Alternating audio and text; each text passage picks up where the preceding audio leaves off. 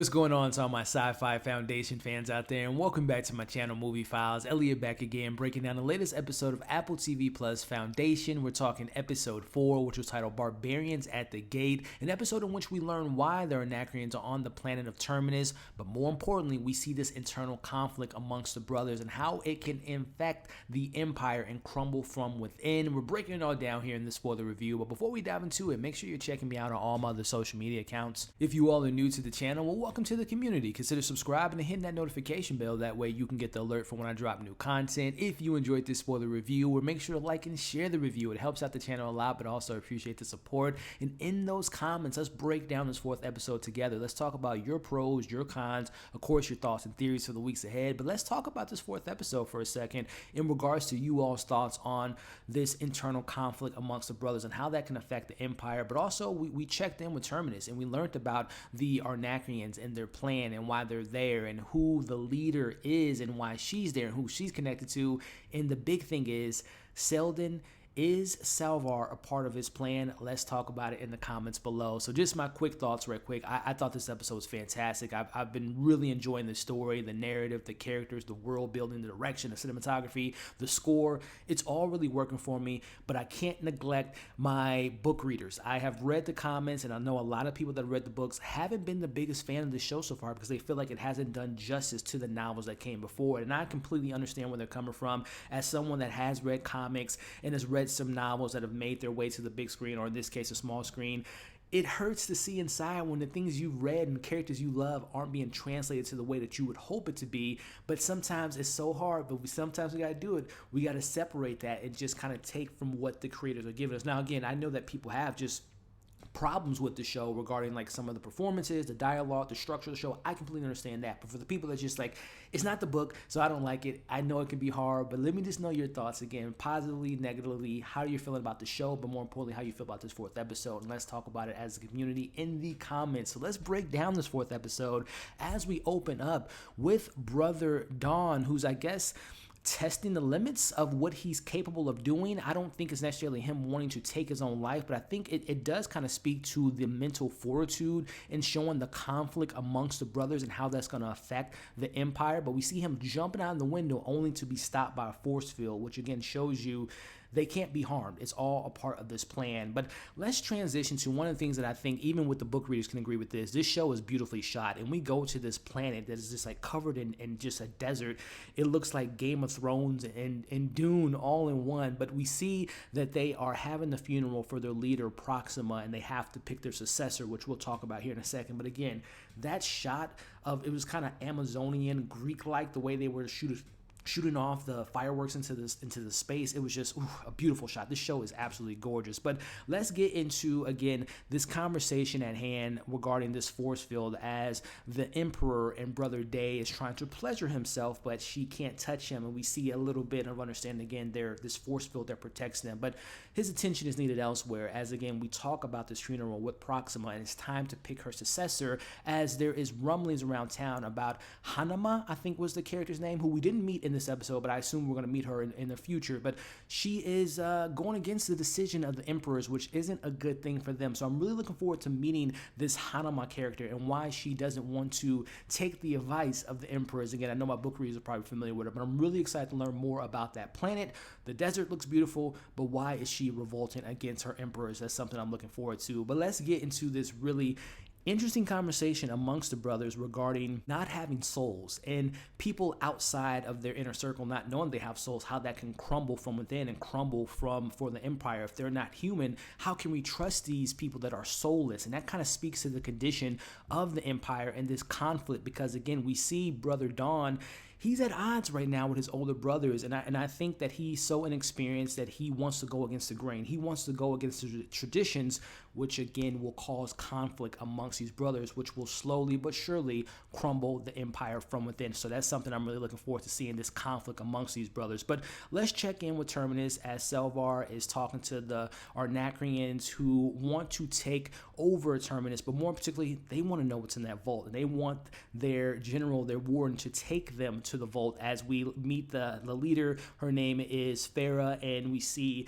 that she is getting closer to the vault, but of course she doesn't have the strength of Salvor as she passes out, and this is what Salvor is told: you have to be the leader. And I'm really enjoying Salvor so far. I like this kind of vulnerability that she has, this hero nature that she has. I'm really enjoying her journey so far, and I really like the actress in that role. But let's cut back to Brother Dawn as he wants to request the Shadow Master, who's like this guy who gets all the answers, kind of the little finger of a sense for my Game of Thrones fans, but he's not like looking to take over the throne. But he's given a task to learn who that woman was that saw the Brother Dawn, the Emperor, falling to his feet, because he doesn't want anyone to know that there's obviously, he's jumping out of a window that can cause some interest and cause some things, some ruffles and some conflict within the Empire. So we're going to meet her a little bit later. But back to Solar, who is having this interrogation with Farah, and she shows off her skills of intuition. Again, what is this power? What is this force-like nature from Star Wars that she has? But nonetheless, she finds within this intuition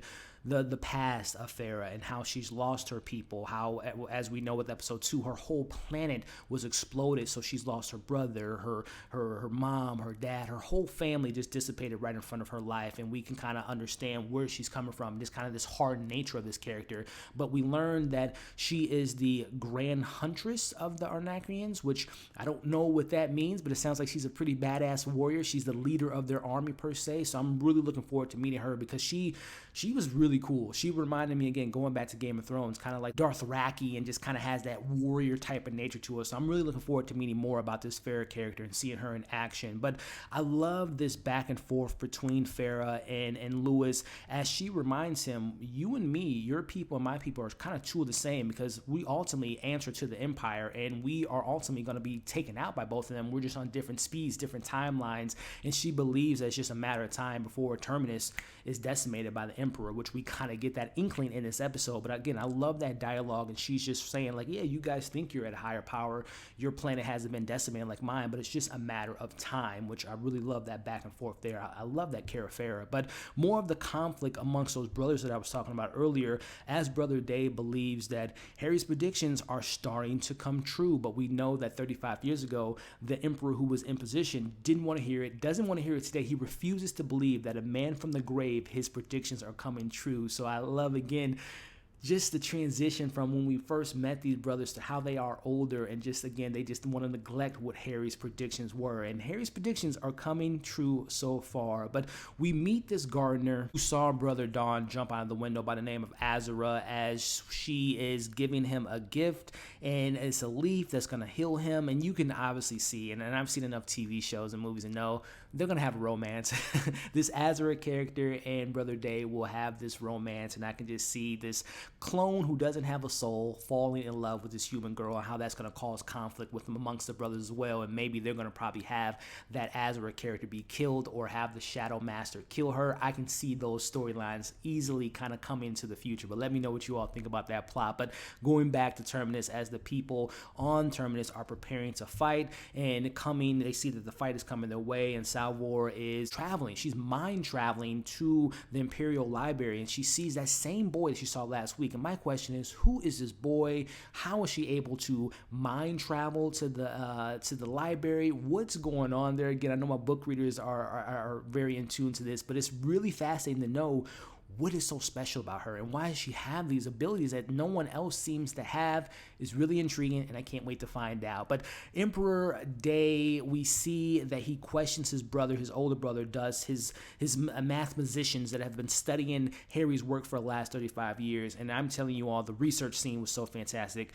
Lee Pace's performance, he literally killed that scene, so much so that he killed the lead mathematician, who just passed out after he was just upset and just raging out, just like, how, it just reminded me of just like of many movies, like how could one man do all this stuff? It's just like such a great scene. Again, Lee Pace, I think out of all the performance so far, he just demands your attention. I love his attention to detail and just kind of his menacing nature within that scene. But we see that Brother Day comes into conflict with his older brother as and I really enjoyed this scene, by the way. This might be one of my favorite scenes, because what I love about this scene, it shows you how the actors have to play their younger counterparts and how they have to portray like the mannerisms, the confidence, the persona of their 35-year-old younger version themselves or their new version themselves. I love how those actors are able to kind of portray and embody their younger selves. But the big thing at hand is younger brother isn't afraid of big brother anymore. And again, you can see this internal conflict amongst them in regards to Harry and his predictions, what we should do with the Empire,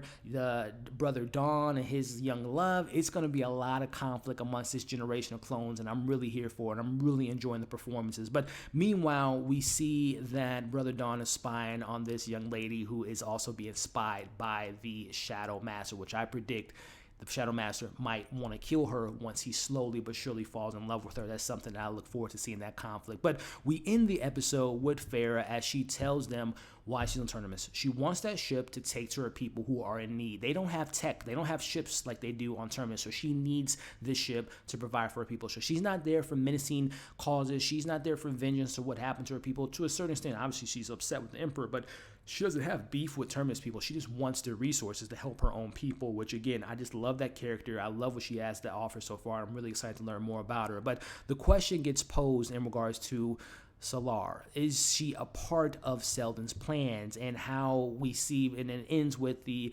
Arnacrians starting to fire off and to go to Terminus. But again, who is she? Was she genetically created? Is she an offspring of Seldon? Does she have ties to Gal, who we wrap up with seeing Gal in space, and we see that she's in that same pod that she was in episode 2, floating in space, arriving to the ship, and the doors open. So she's obviously going to be 35 years have passed, but she's going to be the same age. And I'm really excited to get her back into this main narrative, because if you all remember my episode 1 and 2 review, I love that character. I thought that the actress was fantastic, so it would be great to see her waking up 35 years, learning what happened with Seldon, seeing how Terminus has progressed and where they are now as a society and in the civilization. Ooh, it's going to be so exciting. But again, does she have ties to Salvor? And again, was she an offspring of Seldon? Does she have some type of geneticism for Gal? Does she? I don't know. I don't know, but I can't wait to find out. But again, the things that this episode poses, the Arnacrians and the eternal rift between the brothers and Terminus and the Vault and the importance of the Vault. I'm really enjoying this show, and I can't wait to see what episode 5 have up its sleeve. But those are just my thoughts, my positive, my predictions for the weeks ahead. But I want to know yours in the comments below. Let's talk about it. Thank you all for watching this review. Before you leave, make sure to like the video, share the video, subscribe to the channel if you haven't already, and hit that bell. That way you don't miss any of my future reviews. Hope you all are staying safe. As you can see on the screen now, subscribe to the channel, check out my other videos. We'll see you on the next one.